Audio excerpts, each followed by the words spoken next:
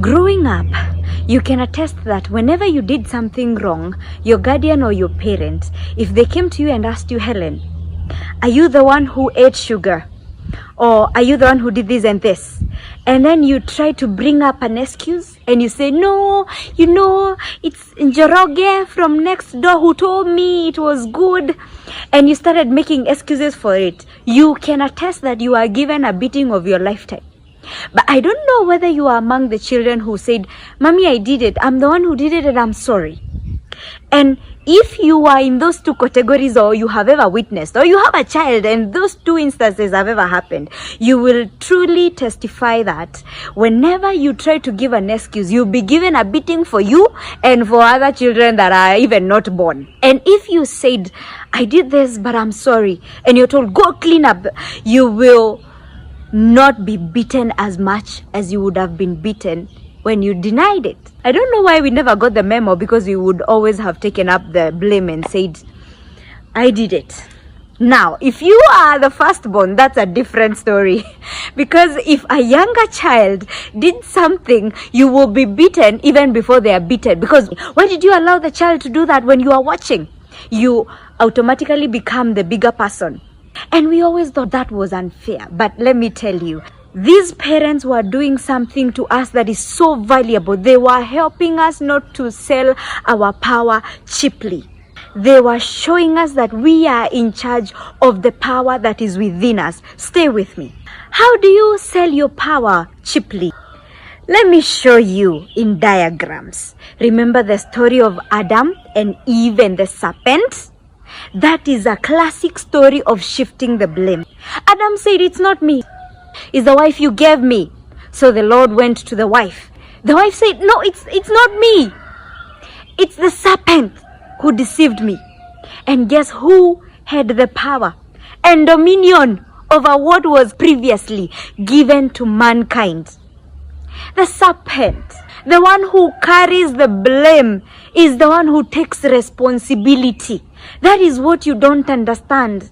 Yes, they did that to you. But when you take up the responsibility and say, they did that to me, so I will work on me. It's okay what they did to me, but me? This is what I will do. This is the responsibility I'll take. I won't say I will take alcohol because my mom did this to me. You know, if my parent paid for my school fees, I would be a better person. Why don't you take up the blame and say, it happened to me, but I will be a better person because it is me, my life. That is what Jesus said. He said, no, my people will not be under this dominion. I will come and take up the blame and say, whatever Adam and Eve did is on me. Punish me, Lord. It is me.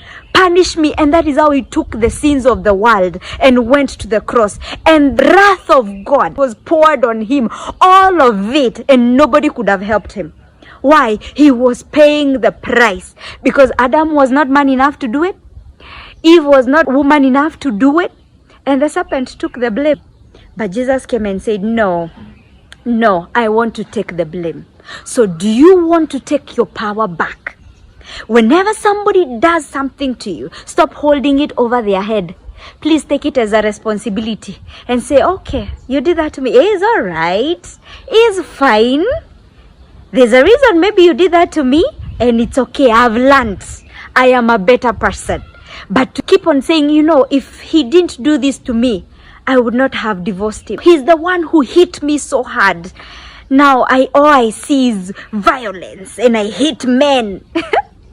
You blame that person. You're giving them so much power that they have not even earned. They are not even supposed to have. So please take your power back and stop blaming people for the misfortunes that you have faced. Take them and say, it's okay. It's on me. It's my life. And I will win this. And you will see your life transform. That is one way of taking back your power. There are several, but that is number one. God bless you. This woman has gone from putting her mistakes privately in her life. They have grown so big that now she cannot hide them. She can only hide herself. See, I'm talking about this woman, Samaritan woman in the Bible, who went to get water in the well and met with Jesus. Her mistakes were so grave and so many that she could no longer mingle with the women who were in her town. Why do I say this? I say this because the Bible says that when she met with Jesus, it was noontime. Because of the places that she lived and the weather, it was not safe to go fetch water at that time. Why? Because it was so hot. So at noon, it's the worst time to go get water. So women would either go early in the morning or late in the evening because the weather is a bit favorable at that point. But this woman is hardcore. She would go at noon where she's sure she will not meet anyone on the road. She had a total of 5 husbands. So you can imagine, everybody knows now. The shame is all over. I believe even the women would not even want to be seen with her because, well, show me your friends and I'll tell you who you are. So basically, if anything, she just wants to disappear and vanish. And now to make the matters worse, when she goes at 12 to go fetch water, she finds a man seated by the well. And I'm sure she wondered, now, what is wrong with my life? I can't seem to get away from these men. One after another, they keep following me. Why? What did I do to deserve this? Not only did she find this man seated at the well, and I believe Jesus was handsome, he's now bothering her. Anamskuma. He's asking, please give me water. Hey! Not only is he a man, he's from another tribe. Jesus is Lord. You want to make my shame greater. Don't you know that people of your caliber don't talk to our people from my tribe? Not only are you a man, you are a man from a tribe we don't talk to. So please, I've had enough problems. Stay away from me. But Jesus, the sweet Jesus that we know, he knew how to handle the heart of this person. He knew how to give her power back. Remember, this week we have been talking about taking back your power. On my YouTube channel, Hellen Muthoni Lifestyle, you will find a story that I give of myself and how I took my power back. And I gave the 3 instances of how I went about it. So if you are there and you feel you want a lengthy discussion of this, please rush to my YouTube channel and you will find my own experience of how I overcame and took my power back. Now, this woman, Jesus knew the only way to give her power back is to let her accept and tell the truth and own her story. So Jesus knew the only reason you're coming to this well this time of the day is because you don't want to mingle with people and you don't want anything to do with anyone. You want to do your business in peace. If possible, you'd want to vanish. So what did he offer? He offered water. He said, if you knew who is asking water from you, you would ask them to give you water that you will never thirst again. And the woman said, hey, give me that water. You know why she was quick to say that? Because she doesn't want to be seen out. If it is possible for her to vanish, she would do it. So this water that will make her never get out of her house again, she would want it. Oh, please, give it to me right now. Please give it to me right now. He asked her, so, go call your husband. And she said, I have no husband. And Jesus said, you have said it well. Because even the one you have now is not your husband. And you've had 5 husbands.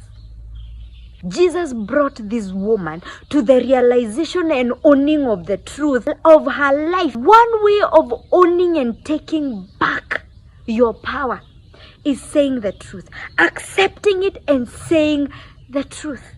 Instead of blaming people and saying, you know, it's husband number 1. You know, the reason I don't have a husband, well, do you want to get healed? You know, I don't have a man to put me in the, you know, reasons why your situation is what it is. But this woman said, you know what? No excuse. Hands down, I have no husband. She got her power back. And through that, she had the courage. Because you see, when you take your power back, The enemy has nothing to torment you over. He will never be telling you, shut up. Why would you talk and you don't have a husband?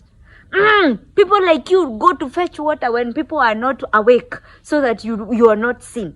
But when you say, you know what, it's me. It's me, this happened to me, and I cannot change it, and this is the reality, the devil has nothing to torment you over. So this woman became the first evangelist, and Jesus felt so nice. If you continue reading the story down there, he even says he never got hungry anymore. And the disciples came and said, okay, we have found food. He said, I don't want your food. Why? He already has the satisfaction of why he came. He came to set us free. So when you accept Jesus, when you say it is me and this has happened to me, God is so happy. He says, the power that I came to give this human, he has finally gotten it. She has finally gotten it, that you have to own your story. You have to accept. And that truth shall set you free. You shall know the truth, and the truth shall set you free. My dear brothers and sisters, whatever happened to you, happened. We cannot change it. The only thing we can do from now on is accept it and say, it happened to me, and I will be a better person because of that experience. May God bless you.